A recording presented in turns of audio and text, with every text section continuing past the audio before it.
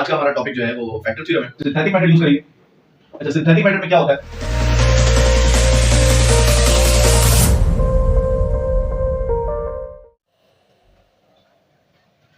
बिस्मिल्लाहिर्रहमानिर्रहीम। अस्सलाम वालेकुम। आज का हमारा टॉपिक जो है वो फैक्टर थ्योरम है।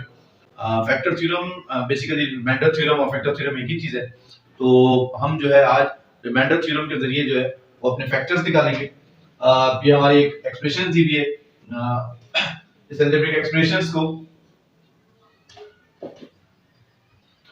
जब भी हमें फैक्टर्स निकालने हो फैक्टर थ्योरम के थ्रू या रिमाइंडर थ्योरम के थ्रू, तो जो भी एक्सप्रेशन हमें दी हुई होती है उसको हम सबसे पहले ये P स्टैंड फॉर पॉलिनोमियल, ये बेसिकली हमारा पॉलिनोमियल है, तो ये P पॉलिनोमियल जो है हम इसको सपोज कर लेते हैं और ये वैल्यू लिखने के बाद क्योंकि रिमाइंडर थ्योरम जो मेथड होता है उसमें नंबर हमें खुद सपोज करना होता है और एक ऐसा नंबर लेना होता है जिससे कि ये तमाम वैल्यूज जो है वो वैल्यू पुट करने के बाद हमारे पास आंसर जो है वो 0 आए। तो इसके लिए याद रखें सबसे इंपॉर्टेंट जो होता है वो एक कांस्टेंट नंबर होता है। तो हमें कौन सा नंबर लेना चाहिए वो डिपेंड करता है इस वैल्यू के ऊपर।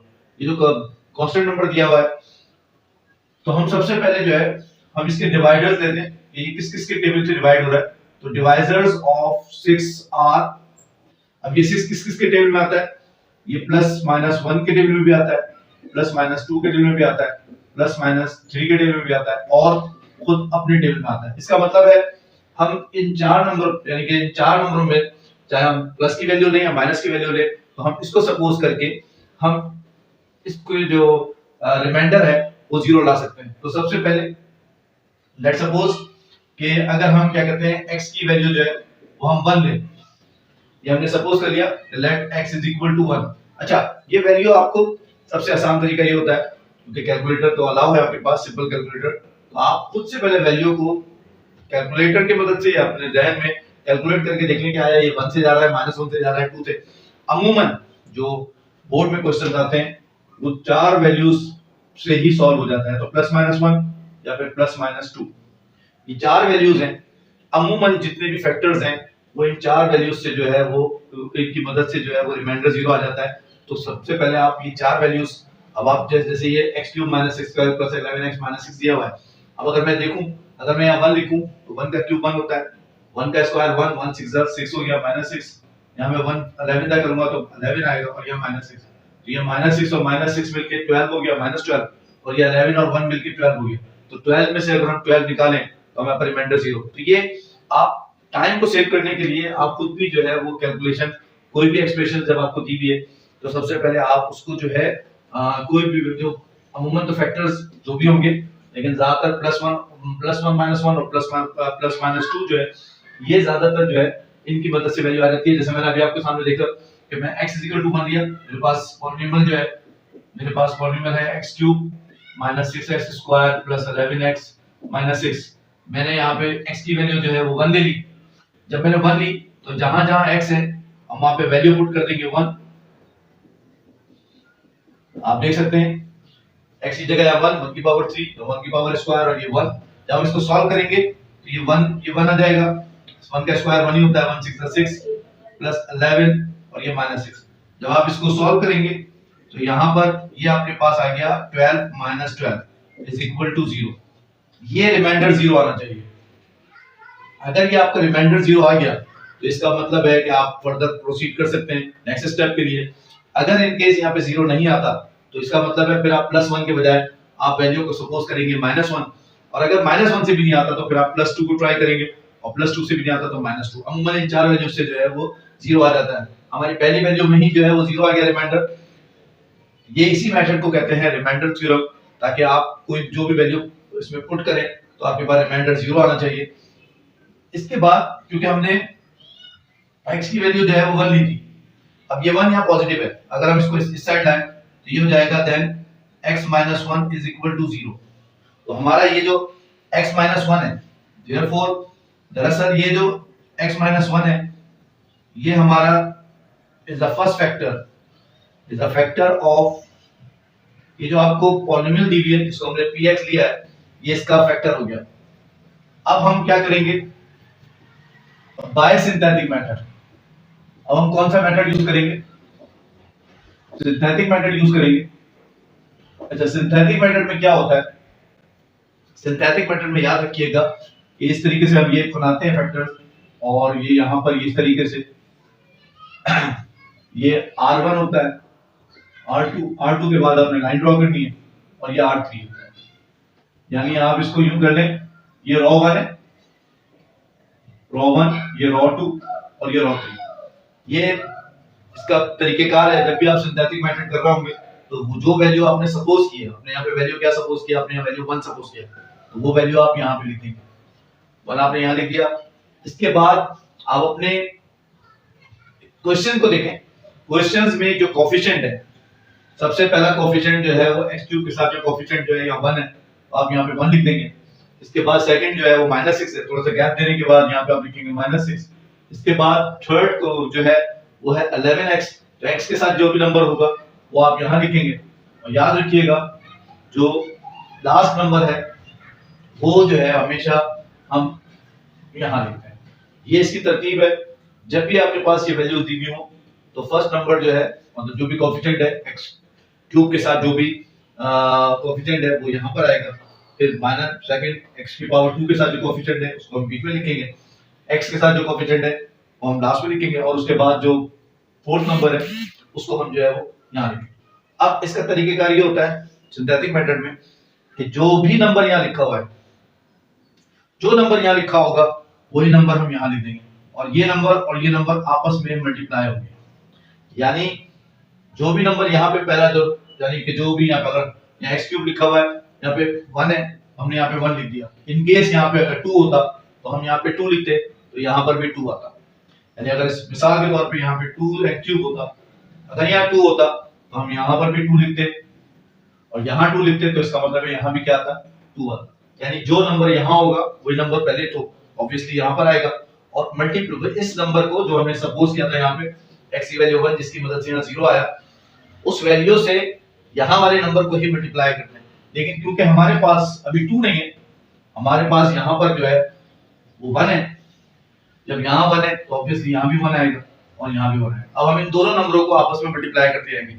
ये तरीका है सिंथेटिक मेथड में। तो ये नंबर यहाँ पर जो नंबर है उसको इससे मल्टीप्लाई किया, इसका प्रोडक्ट जो आएगा 1 मल्टीप्लाई बाय 1 वो हम यहाँ लिख देंगे। सेकंड रॉ में जो लिखा 1 मल्टीप्लाई बाय 1 1, तो -6 से 1 जो है वो माइनस जब हुआ तो यहाँ पे बच गया -5। अब -5 जो है वो जाके मल्टीप्लाई हो रहा है इससे 1 मल्टीप्लाई बाय -5, तो जो आंसर आएगा वो हम यहाँ लिख देंगे, ये हो गया -5। अब 1 के साथ पहले 1 को 1 से मल्टीप्लाई किया तो यहाँ पर आया, फिर 1 को हमने मल्टीप्लाई किया -5 से, तो ये हो गया -5। इस 11 को -5 से माइनस किया, तो हमने इसको इससे माइनस किया, तो यहाँ पर आ जाएगा हमारे पास 6। अब यही 1 जाके मल्टीप्लाई होगा इस 6 से, 1 6 जा, जो 1 से मल्टीप्लाई हुआ 6 वो यहाँ पे आ जाएगा। तो ये आप देख सकते हैं -6 में से जब प्लस का 6 जाएगा तो यहाँ पर 0, यहाँ हमारे पास it must be 0। Synthetic method में अगर आपका ये जो आपने वैल्यू सपोज की थी और यहाँ पे 0 आया था, तो डेफिनेटली सिंथेटिक मेथड में यहाँ पे लाजमी जो है वो 0 आएगा। यानी ये आप मैंने ये बनाया, ये मैं बता देता हूँ। इसे बताने का मकसद ये था कि ये आपस में मल्टीप्लाई कर रहे हैं।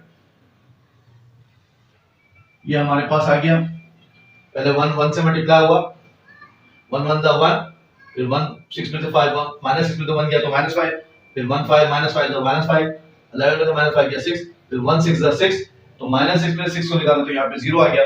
तो ये हमारे पास ये पूरा कंप्लीटली डिवाइड हो गया। तो हमारे पास जो आंसर आएगा, अब हम जो इसके फैक्टर्स लिखेंगे, तो हमें पता है कि हमारे पास पॉलिनोमियल जो है, हमने इसको सपोज किया हुआ है px, हमारे पास px का पहला फैक्टर जो आया था तो मैंने यहाँ लिख दिया था। हमारा पहला फैक्टर जो आया था वो क्या आया था, x - 1। हम यहाँ पे लिखेंगे x - 1।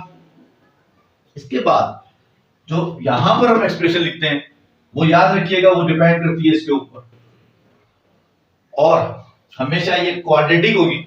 ऑब्वियसली यहाँ पे क्यूब दिया हुआ है तो हम इसको क्वाड्रेटिक इक्वेशन बनेगी। क्वाड्रेटिक इक्वेशन किस तरीके से कि जो 1 है इसके साथ ये हो जाएगा x², यहाँ 5 है -5 तो ये हो जाएगा -5x, और फिर +6।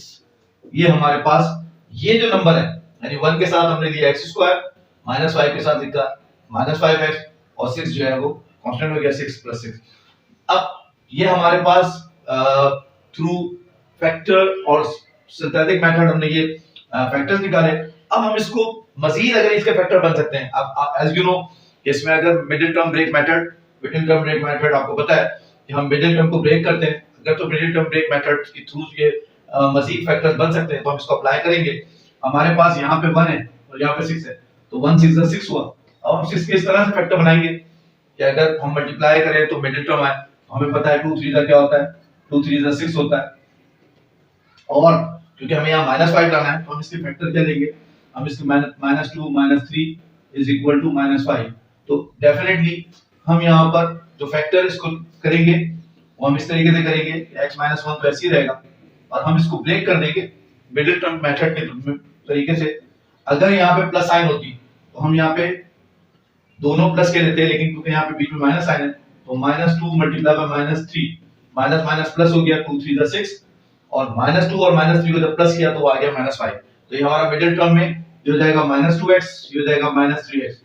तो ये आपका जब हुआ तो ये इस तरीके से ये ऐसे चलता रहेगा।